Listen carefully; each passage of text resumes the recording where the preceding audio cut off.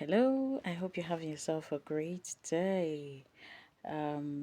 This video has been a long time coming, so I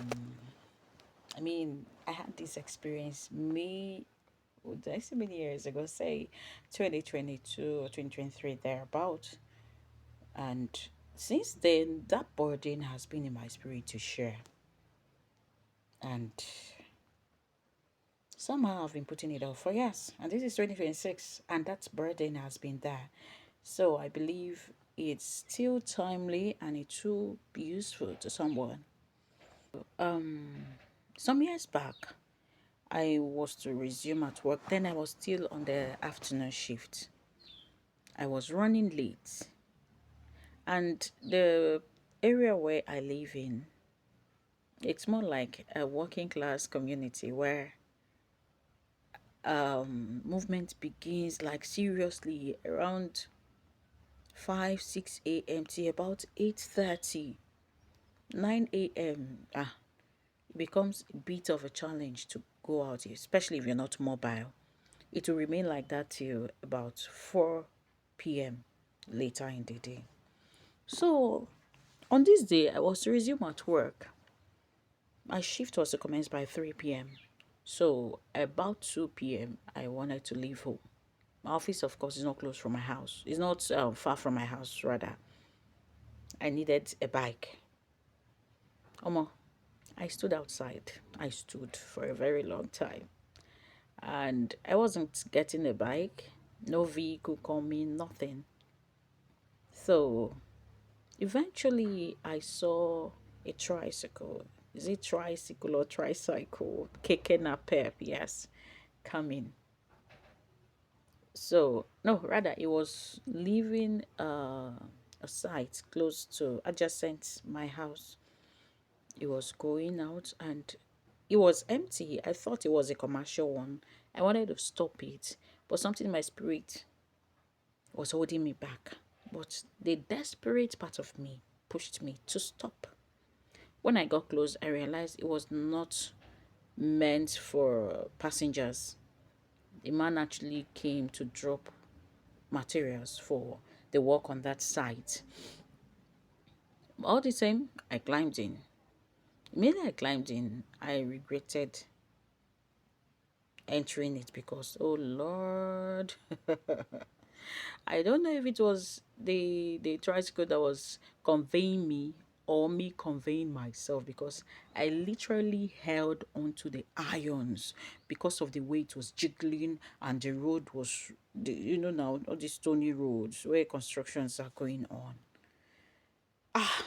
I used my strength to hold on to it.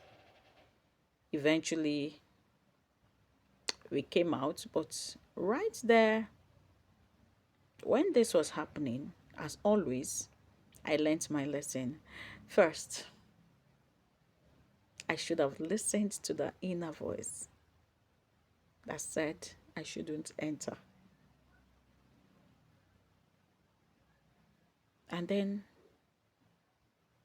in the course of moving, I was trying, using everything, my strength to hold on so I won't fall off. I paid, oh, yes, oh, I paid despite the discomfort. At a point during the ride, I just decided to relax. You get? I relaxed. Instead of using my strength to hold on, I relaxed in the seat and the ride became better. And the lessons, yes, as usual, God will always use my experiences to teach me some lessons.